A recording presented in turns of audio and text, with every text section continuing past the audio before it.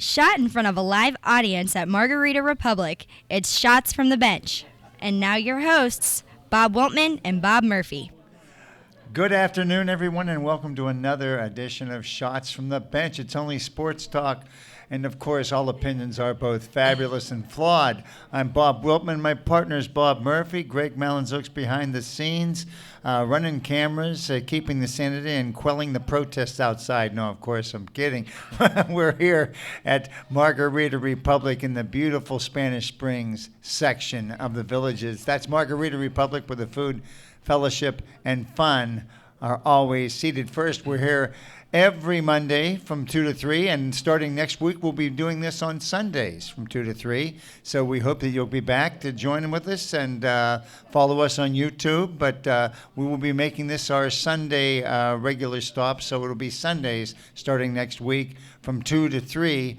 And please come down, come over, come up, come through, and say hi and take advantage of the talk. And, of course, this is the only sports talk show in the Villages.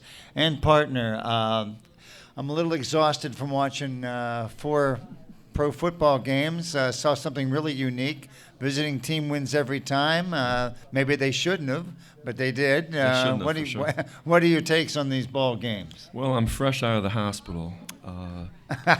Yeah, the Vikings. Really. I know you're a Vikings fan. I had a little stomach problem after watching some of the games. It was one game in particular. I'm a Vikings fan. And sorry about that. But anyway, it was incredible drama played out this past weekend. Let's start in the NFC. Why don't we? Why don't we start with the NFC? I'm ready. The Minnesota-Seattle game. Wow.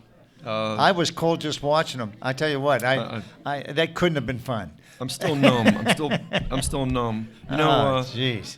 It's amazing how sports can affect how depressed you can get.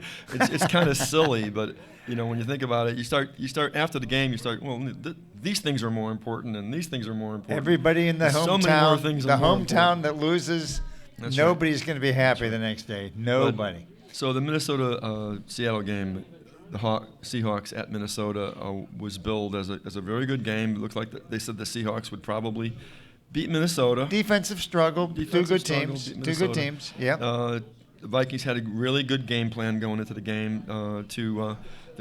What they really wanted to do was contain Russell Wilson, and so their rush, instead of coming up the middle as much, they were coming around the outside edge. That way, if he was going to run, he's going to run into their linebackers. It worked. It worked to a T. They were winning. It did. Now, the Vikings didn't move the ball well themselves either, but they did get themselves in position for 3 field goals. Well, they slugged it out. Yeah. I mean, that's what you have to do in that type of temperature with that type of wind. I mean, you just can't go winging it down the field. You're just asking for trouble. So going into the fourth quarter, they had a 9-0 lead, and that's when the brakes started to fail. Well, a little bit. Several things happened. There was the broken play. Yeah. There was a hike to Russell Wilson, went over his head.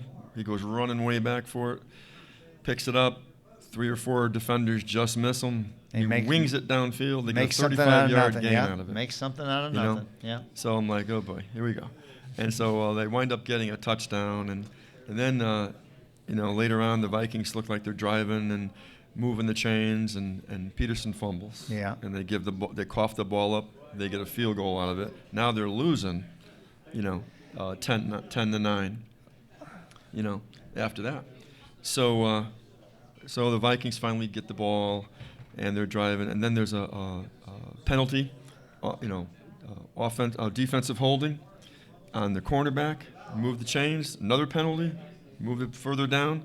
Vikings get into field goal range, and the rest is history. Partner, it was sitting there for him, and all your heart goes out to the kicker. I mean, as a fan, you get angry, but the fact of the matter is, that's a kick he's going to make 95% of the time. Blair Walsh was the number 1 kicker in the NFL this year. Yeah. Hasn't missed one. I don't think that distance. It was the same distance as a extra point. Right. That's all it is. It's an extra point. Of course, it was 0 degrees. I'm sure it had some effect on the ball. I mean, you can look at it a lot of ways. Russell Wilson usually hits a lot of those bombs. Oh, that's right. His ball was just dying in that frozen air. Peterson fumbled. I mean, to put it on his shoulders, even though it came down to that, and that's what a kicker's supposed to do. I mean, as I watched the replays of him, he just like I was telling Greg off camera, I'm not a bad golfer, but every 40th tee shot I hit the worst hook in the world, and I don't think it's a choke. Well, it's you do just better than I do. but that's all I did. Is you watch him swing at that kick, he just hooked it. It wasn't even close from the moment it left his foot. It had the same feeling, that game. It wasn't as important of a game, but had the same feeling as a Viking fan, I have to admit, of 1997. When Gary Anderson, they had a 30-yard field goal to go to the Super Bowl. They were 15-1 that year, and they had Randy Moss and that team, with Randall Cunningham, and just a tremendous team. And they lost. That's the kind of kick in the gut I felt yesterday. Uh-huh. But you know what? It wasn't as the Vikings are an up-and-coming team. They got a great future. But still, when you get yourself in that position, you want to finish it off. You can sit there and suffer for 6 more months, but the fact of the matter is they are a good team. They are up and coming. They've got all the people in place. Right. And next year, maybe they can get a couple buys or get a buy in the playoff and work their way through it. So next week, Seattle plays at Carolina. Now, that's a game that probably shouldn't be lost by Carolina unless Josh Norman goes off like, Keep him under control, that's please. Right. Yeah. The quarterback, if he probably the coach is saying to all the players, keep your poise. But it should be a very good game. Coaches aren't saying that enough to some of these players. Right. I tell you what, from what I see. We'll be getting to the AFC here in a second. Let's talk about the other NFC. The Green Bay Washington game was looked like Washington was taking it to them in the beginning. They were up 11-0. And Washington Cousins was playing well, and everybody was playing well. They just didn't handle the situation the way it needed to be handled. Right.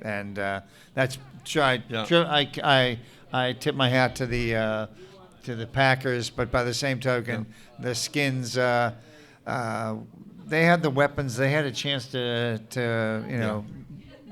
step on the gas, and they didn't do it.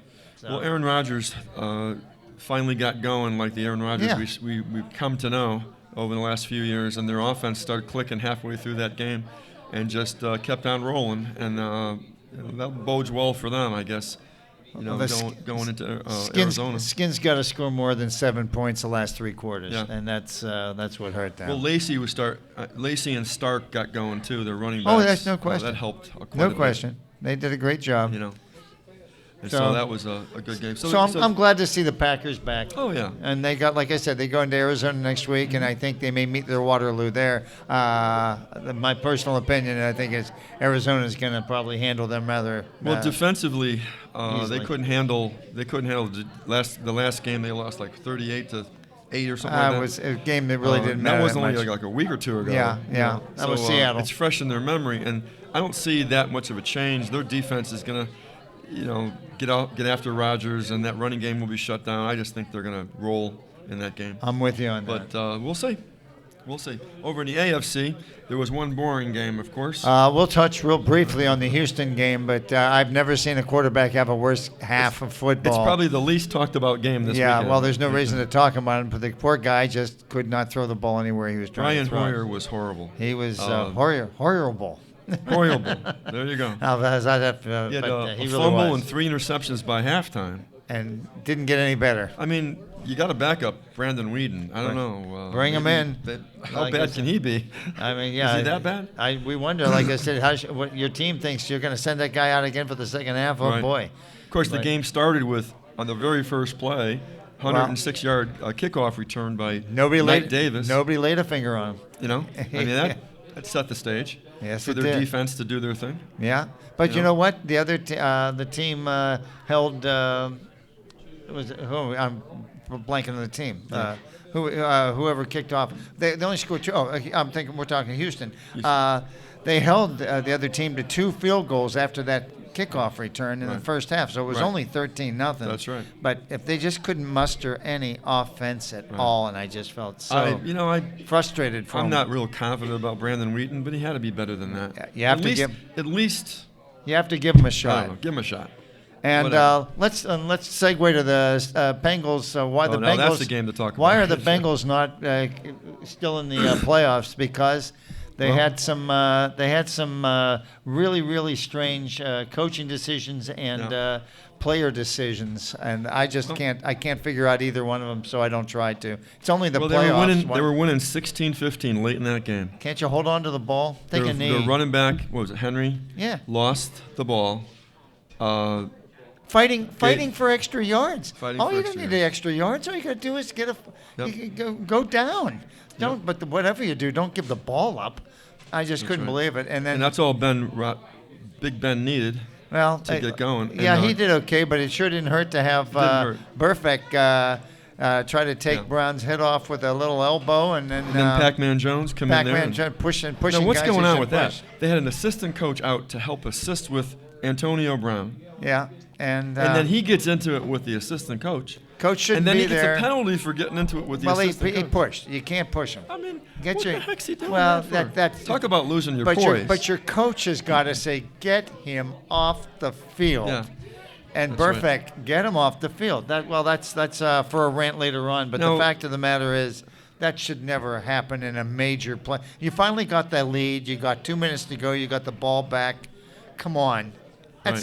Close the door. Don't just screw around with it, and that's what they did. Right. So they got what they deserved. It's frankly. so weird because Burfict was having such a tremendous game. He's an impact player, but he's not in control. Him and Jones form a very aggressive, hard-hitting, crazy. But that's what it is. They're crazy. But out of control. Out of control. And in fact that in games like this, that being out of control cost them the ball game. You know what? Something could have happened in that game that would have been one of the most remembered plays of all time, and that was when Burfict intercepted that ball.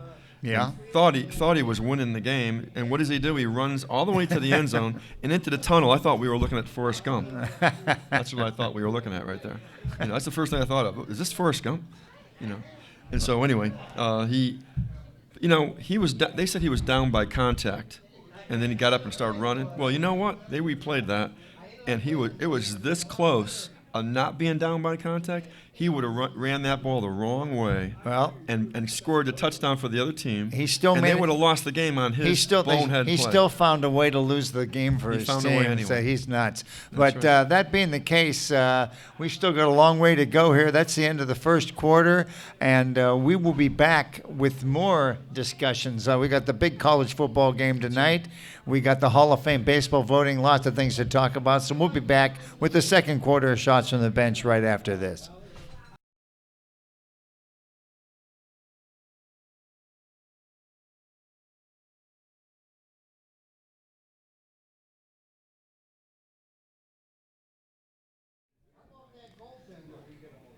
We are back with the second quarter of Shots from the Bench here at beautiful Margarita Republic in the beautiful Spanish Springs section of the Villages. That's Margarita Republic, where the food, fun, and fellowship are always seated first. And partner, in wrapping up the NFL, let's talk about the two upcoming games in the AFC, because the one has got me really intrigued is KC going to New England.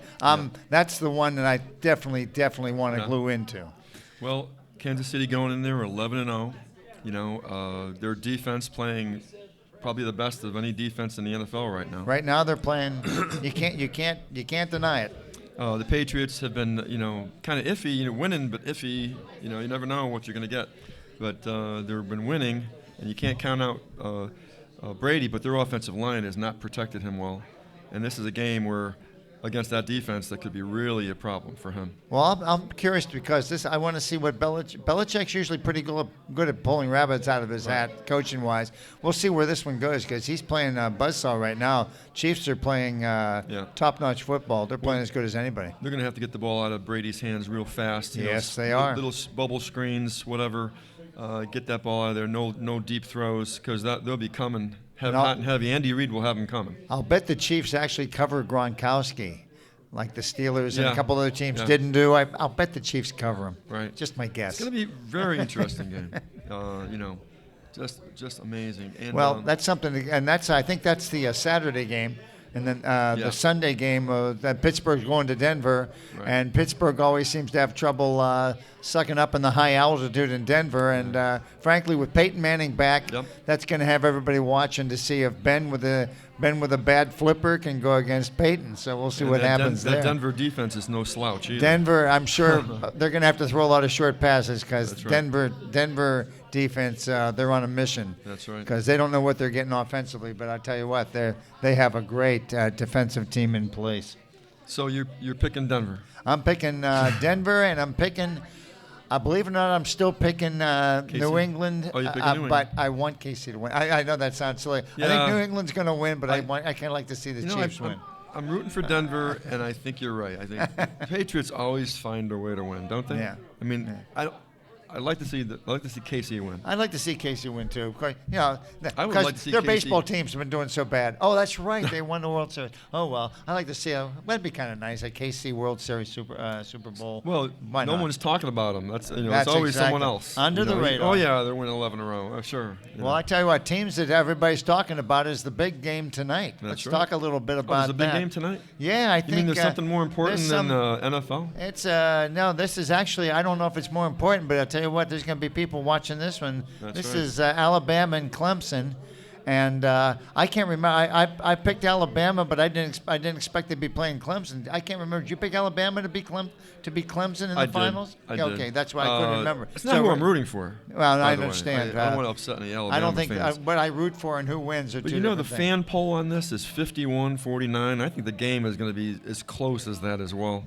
You know, Alabama I has hope a it's a fan. 51% fan poll and the Clemson 49. I hope it's a fantastic game, and I hope it's not decided by some goofy technicality or a missed field goal. It's amazing. If it gets down to that, it does. But I don't want to see it come down to Jimmy dropping a ball in the end zone or something. I just want some team to establish that they should be the number one team. So we'll see what gets. You got Clemson's explosive offense, a spread offense, by the way, which with that Alabama front seven, you would like to try to spread them out. You don't want them all boxed up in the middle. I think that's going to be a they problem for Alabama. They take away the run. You're right. And now Deshaun Watson is their leading rusher for their quarterback, but and they also have a good running game as well besides him. So if they can get him going, and some of their other runners going, this is going to be a really good ball game. Well, it's got all the earmarks of a fantastic national championship, and of course we've been disappointed before. Then again, we've been rewarded with some outstanding games. So I'll keep my fingers crossed. I've been totally disrespectful to Clemson all year, and even though I'm picking Alabama, I hope it comes down to the wire, and it won't break my heart in the least to see Clemson beat them. Well, Alabama can win the fourth title for Nick Saban. Which is out of 7 years. You know how hard that is to do? That's really hard. I think you would call that a dynasty. That's Bear Bryantish. That's pretty good. Yeah, their running game and defense, I mean, it makes sense, but the intangibles with Watson and that offense is what makes this so intriguing tonight. They spread out their defense in a way they don't like to set up, and they're going to have to set up that way. Then they open up lanes for Watson to run. And so it's going to be really interesting. Oh, it's going to be a fantastic game. On paper, it should be just a great game. It's going to be fast. It's going to be hard hitting, and let's hope that one of the teams shows up is ready to play as the other one, and somebody's not trying to look for a place to crawl into. So we'll keep our hands. Sure. It'll be great to see. So who are you picking? I pick Alabama, although I'm rooting for Clemson. Okay, same with me. We're boring. We're I have nothing against Alabama, we can't fight it out or anything. I grew up with Bear Bryant. Alabama's always winning. I want that team that never's there. That's Clemson, what I mean. To win. They won it, I guess, 30 years ago. I'd like to see them win it again. So I'm with you on that. So we're for that. I'll tell you what. That wraps up the football side of things. But you know what? Something really exciting happened during the past week, and that was 2 new members inducted into the Baseball Hall of Fame. And certainly no surprises. No. What is your take on? Think Ken Griffey was lucky? Think he? Yeah, I wouldn't have picked him. Yeah, I would have voted. I would have, like 3 other writers. I wouldn't have voted him as a first ballot. He was the most popular player in the 1990s. I guess Imagine that over Sammy Sosa and Mark McGuire and all them guys. He was the most popular. I'm glad You he know? made it on his first try because he absolutely should. And let's talk a little bit about Mike Piazza because I watched some of the catchers, and I know Gary Carter got in, and I think, well, if Carter gets in, I think Piazza should get in. I mean, he was kind of a high-profile guy with the Dodgers. You mentioned how great a player Gary Carter was. How about Carlton Fisk, and, and Johnny Bench and Yogi Berra? Piazza was a better hitter than all of them. Well, there you go. I see, and I didn't pay much attention.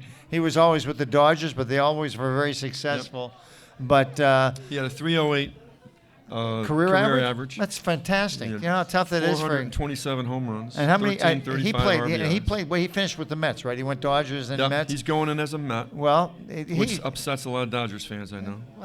Whoever, I mean, got to go in one or the other. Get a new hat with both teams sewed on it. The fact of the matter. Maybe. Who knows? But the memories from him are the memories from him. But he was to me always a stand-up guy, slug it out, hard-nosed player. Do you think Roger Clemens is happy he's in the I think that of all the players that are watching from the outside, to see Mike Piazza go in, I think before Roger, I'm sure Roger's not real thrilled about that. That's mad about that. Getting back to Ken Griffey for a second. Yeah.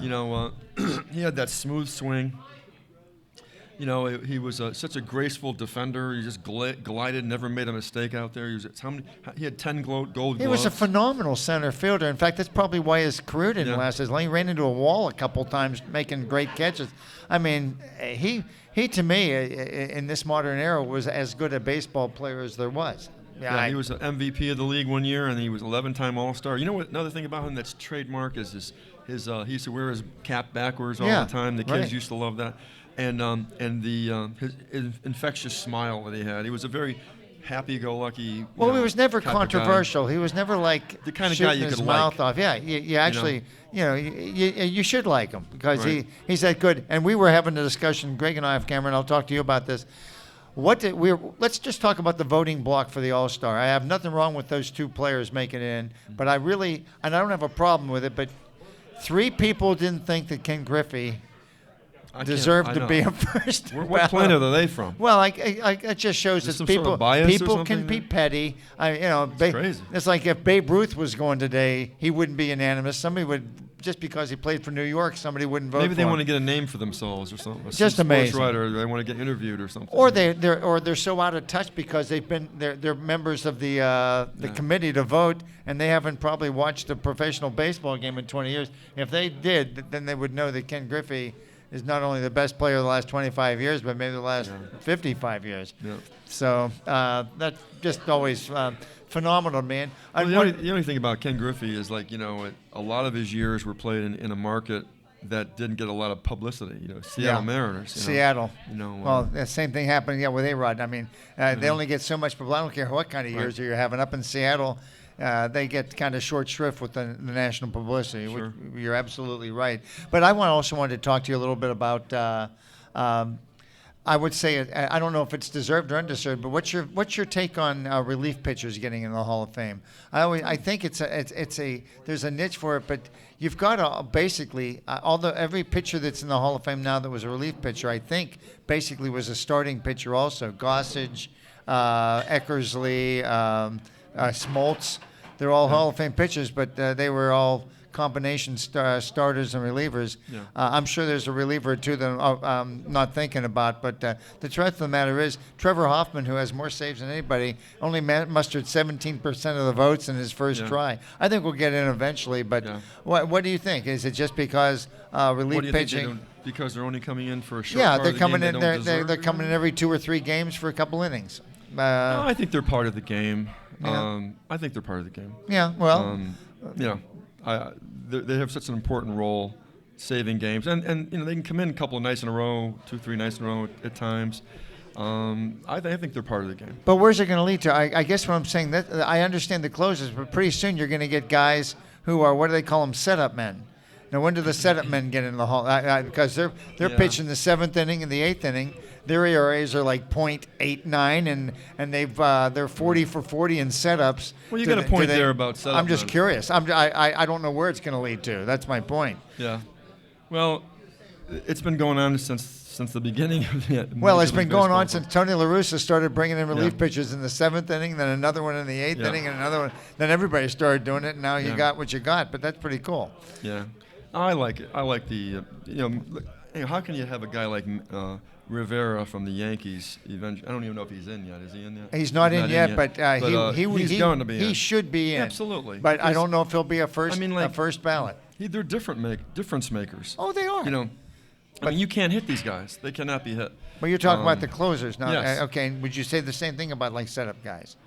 Because No, you might have a good point there about I don't know. setup I don't even guys. know if they may. I mean, they may who's the deserve it. greatest setup guy in the history of Major League Baseball? Who even knows? Maybe you've hit on something. Nobody knows We need the a new setup guys. category in Major League Baseball Hall of Fame. Well, I'll tell you what. The greatest setup guy, and I think they're right about While you're all pondering that, we are going to go in and get have the coach talk to us and see what we can do different in the second half. But that flew by, so our first half is wrapped up here, and we'll be back with the second half, the third quarter, of Shots from the Bench here from Margarita Republic right after this. that.